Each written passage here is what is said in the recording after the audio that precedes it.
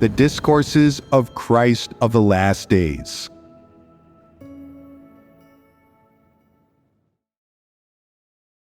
Words on how to experience failures, falls, trials, and refinement. Excerpt. Some people have experienced some failures in the past, such as being dismissed for not doing any real work as a leader or for coveting the benefits of status. After being dismissed several times, some of them do undergo a bit of true change. So is being dismissed a good thing or a bad thing for people? When they are dismissed for the first time, people feel like the sky is falling. It is as if their hearts have simply been broken. They cannot hold themselves up anymore, and they do not know which direction to go in. But after the experience, they think, "That wasn't such a big deal. Why was my stature so small before? How could I have been so immature?" This proves that they have made progress in life, and that they have understood a little about God's intentions, the truth, and the purpose of God's salvation of man. This is the process of experiencing God's work. You must admit and accept these methods that God uses in His work, that is, constantly pruning you, or passing verdicts on you, saying that you are hopeless, saying that you are not someone who will be saved, and even condemning and cursing you. You may feel negative, but by seeking the truth and by reflecting on yourself and knowing yourself, you will soon be able to climb back up and follow God and perform your duties normally. This is what it means to grow in life. So, is experiencing more dismissals good or bad? Is this method that God uses in His work correct? It is. However, people sometimes don't recognize this and cannot accept it. Particularly when they first experience being dismissed, they feel like they are being treated unfairly. They are always reasoning with and complaining about God, unable to overcome this hurdle. Why can't they overcome it? Is it because they are looking for trouble with God and the truth? It is because people do not understand the truth, do not know how to reflect on themselves, and do not look for problems within themselves. They always refuse to obey in their hearts, and when they are dismissed, they start challenging God. They are unable to accept the fact of their dismissal and are full of resentment. At this time, their corrupt dispositions are so severe, but when they look back on the matter later, they can see that it was right for them to be dismissed. It turned out to be a good thing, which enabled them to make some progress in life. When they are faced with dismissal again in the future, will they still challenge it in this way? Less and less each time. It's normal for this to improve progressively. If nothing changes, this proves that they do not accept the truth at all and that they are disbelievers. Then they are thoroughly revealed and eliminated and have no way to attain salvation. Failures, stumbles, and dismissals are things that all people must experience during the process of attaining salvation and of being made perfect. So do not make a big fuss over them. When you see people who have been dismissed suffering and becoming negative, do not make fun of them, because someday you may be dismissed and be worse off than they are. If one day you are faced with dismissal, will you become negative and cry bitterly? Will you complain? Will you want to give up on your faith? It depends on whether you have accepted the truth during the time that you have believed in God, how many truths you have actually understood, and whether the truths you think you understand are your reality. If these truths have become your reality, then you will have the stature to overcome this trial and refinement. If you do not possess the truth reality, this dismissal will be a disaster for you, and if it ends badly, you will be knocked down and unable to get back up. Some people have a little bit of conscience, and they say, "I have enjoyed so much of God's grace. I have listened to sermons for so many years, and God has given me a lot of love. I can't forget it. At the very least, I must repay God's love."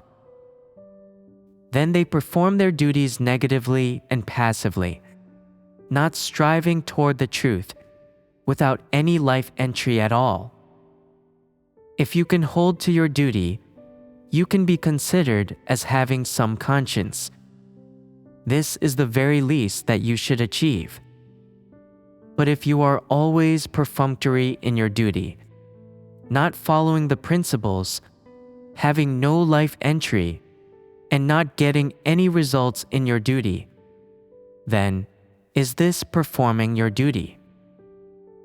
If you are always performing your duty in a perfunctory manner, will you be able to stand firm in the disasters? Can you guarantee that you will not betray God? Therefore, to perform your duty, you must at least have conscience and reason. Real results can only be achieved by performing one's duty in true accordance with one's conscience and reason. This is the minimum standard. If you cannot even meet this standard, then you are being perfunctory. You are able to deceive and betray God, and you are not even laboring adequately. Even if you do not leave God's house, you will have already been eliminated by God long ago. Such a person is unsalvageable. This is caused by a lack of conscience and reason, and from consistently performing one's duty in a perfunctory manner. The blisters on your feet are caused by the path that you have walked, and cannot be blamed on others. If, ultimately, you are not saved but cursed, and you end up like Paul, then you cannot blame anyone else. That is your own path and your own choice.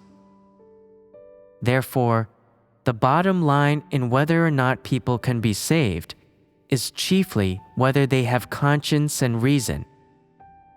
If people can hold to this line, then they are possessed of conscience and reason. Such people have hope of salvation. If they cross this line, they will be eliminated. What is your red line? You say, "Even if God beats and scolds me, and rejects me, and won't save me, I won't have any complaints. I will be like an ox or a horse. I will keep laboring to the very end, repaying God's love." All that sounds nice, but are you truly capable of achieving this? If you really are possessed of such character and resolve, then I tell you plainly, you have hope of salvation. If you do not have this character, if you are without this conscience and reason, then even if you want to labor, you will be unable to hold firm until the very end. Do you know how God will act toward you? You do not. Do you know how God will test you? You don't know this either. If you lack a baseline of conscience and reason by which to conduct yourself, do not possess the correct approach of pursuit, and your views on life and values are not in line with the truth. Then, when you encounter setbacks and failures, or trials and refinements, you will not be able to stand firm, in which case you will be in danger. What role do conscience and reason play? If you say, "I've heard so many sermons, and I do actually understand some truth, but I haven't put it into practice. I have not satisfied God. God does not endorse me." And if ultimately God abandons me and no longer wants me, this will be the righteousness of God. Even if God punishes and curses me, I will not leave God. Wherever I go, I am a created being of God. I will forever believe in God. And even if I have to work like an ox or a horse, I will never stop following God, and I don't care what my outcome is. If you truly have this resolve and this conscience and reason, then you will be able to stand firm. If you lack this resolve and have never thought about these things, then there is undoubtedly a problem with your character, with your conscience and reason. That is because, in your heart, you have never wanted to fulfill your duty to God. All you ever do is demand blessings from God. You are always calculating, in your mind, what blessings you will receive for making an effort or suffering hardship in God's house. If all you do is calculate these things, it will be very difficult for you to stand firm.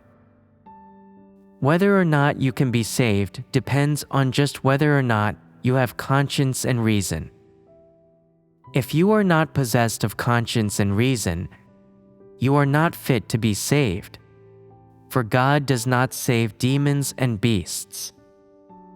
If you choose to walk the path of pursuing the truth and walk the path of Peter, the Holy Spirit will enlighten you and guide you in understanding the truth, and will create situations for you that cause you to experience many trials and refinements to be made perfect.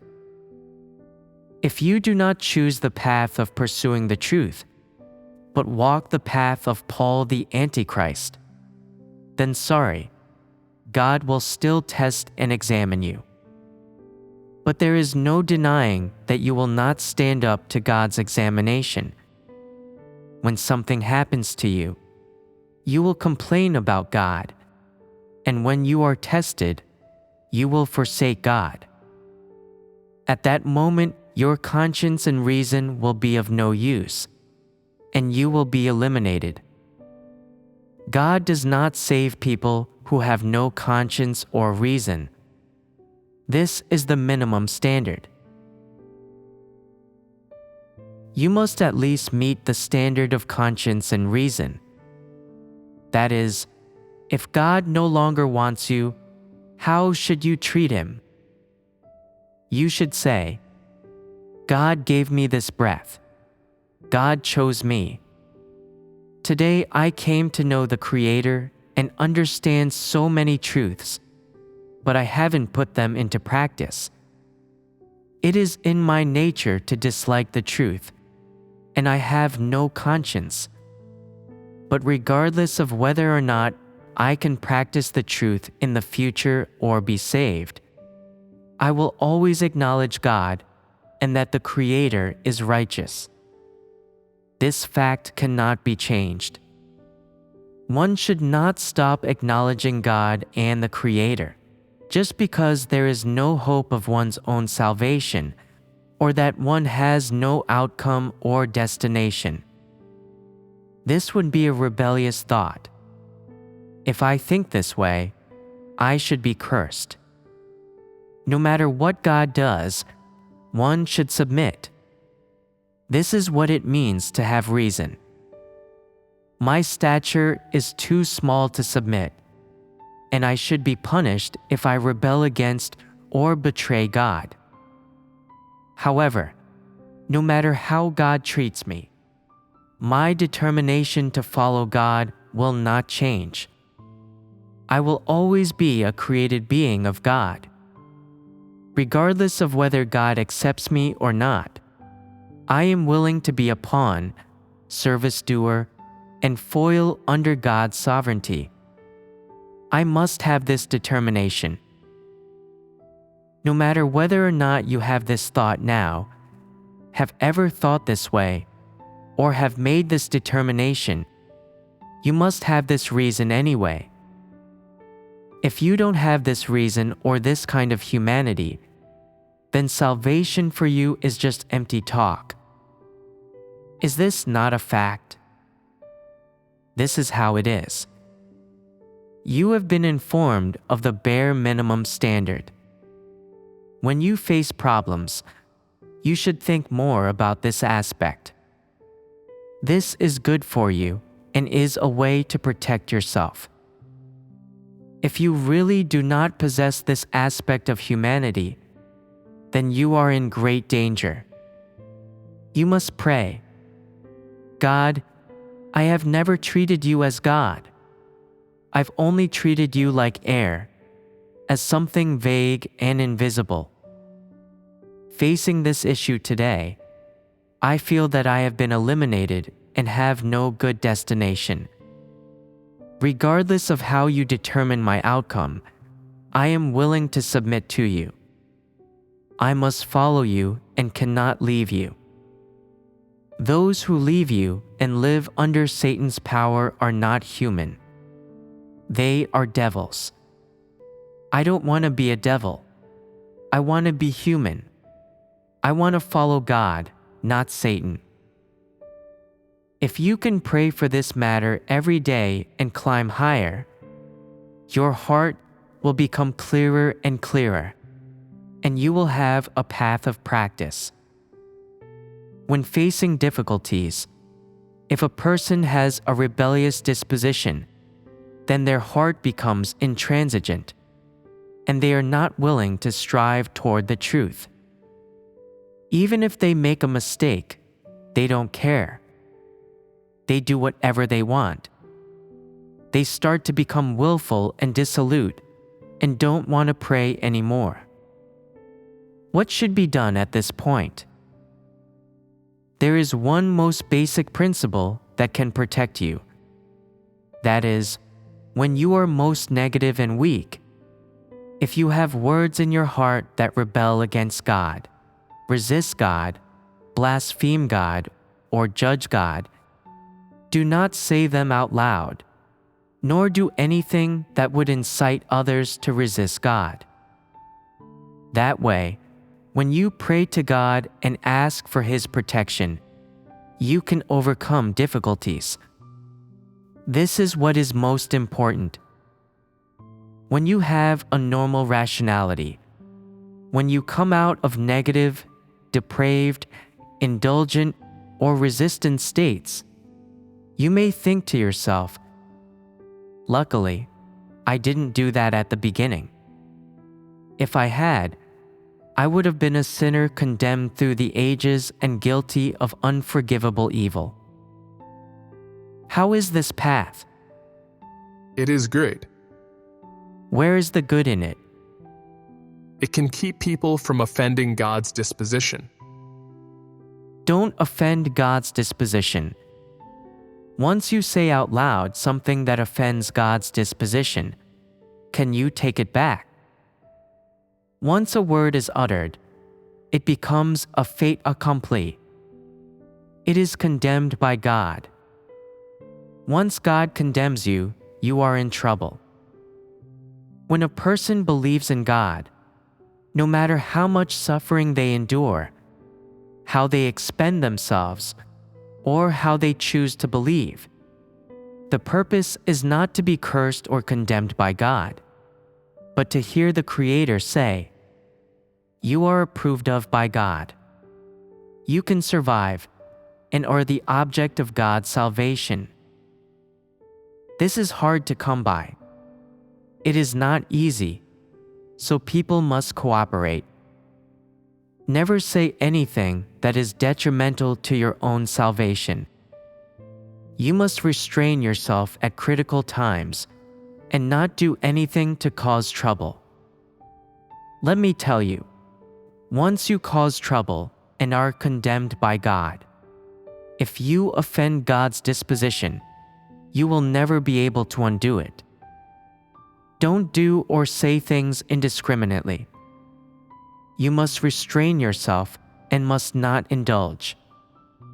When you have restrained yourself, it proves that you have a bottom line. If you restrain yourself, admit the existence of God, believe in God's sovereignty, and have a God-fearing heart until the very end, God will see this. You have not said anything that offended God, nor done anything sinful. God can scrutinize the thoughts within your heart. Since you have somewhat of a God-fearing heart, even though you have absurd thoughts, you have not said these out loud, nor done anything to resist God. God will find this behavior of yours acceptable. How will God treat you? God will continue to guide you out of such predicaments. So, don't you still have hope of salvation? This is such a rare thing to possess. What should be done when facing problems? Restrain yourself and never indulge. When you indulge, it is a result of impulsive emotions. Your arrogant nature is on the verge of erupting, and you feel full of grievances and justifications. You become too resentful and feel compelled to speak out. At this moment, it is impossible to restrain yourself.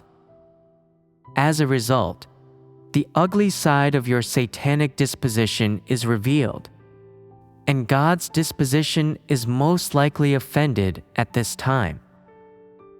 What is the purpose of restraint? Being cautious about one's words, deeds, and footsteps so as to protect oneself, to not offend God's disposition, and to leave oneself with a last ray of hope for salvation. Therefore, it is necessary to restrain yourself. No matter how greatly you feel you have been wronged, no matter how much pain and sadness you feel in your heart, you should restrain yourself. This is a most worthwhile endeavor. After restraining yourself, there is no way you will regret it. Practicing in this way is beneficial to people overall, whether it is done as a means to believe in God or as a secret trick to protect oneself. People with a corrupt disposition sometimes exhibit a certain level of insanity, with no rationality and no principles in their actions. You don't even know when your corrupt disposition will flare up.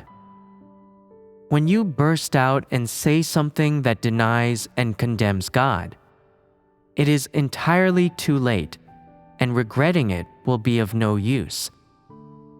The consequences will be unimaginable. You may be eliminated and the Holy Spirit will no longer work on you. Does that not mean everything is over? You will have absolutely no hope of salvation.